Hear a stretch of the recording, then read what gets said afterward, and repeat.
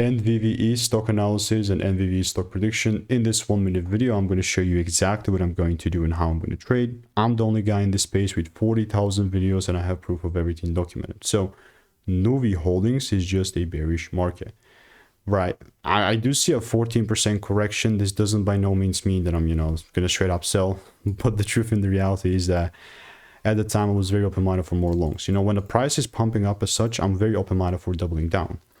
Only if the rules are met, and the rules never got met. Therefore, now I'm just gonna get rid of this and just gonna mark down the lows. And yeah, this is the 2-hour chart. So yeah, this is my supply zone. Only if I do see the price pumping up and showing me some sort of a double break, then only then I'm gonna look to take it down. Other than that, this is all pure noise. So this is my confirmation. All I'm doing is I'm waiting. And if you want to learn how I'm making 5-10K per month with eye indicators, then just click the first link in the description and get my free email.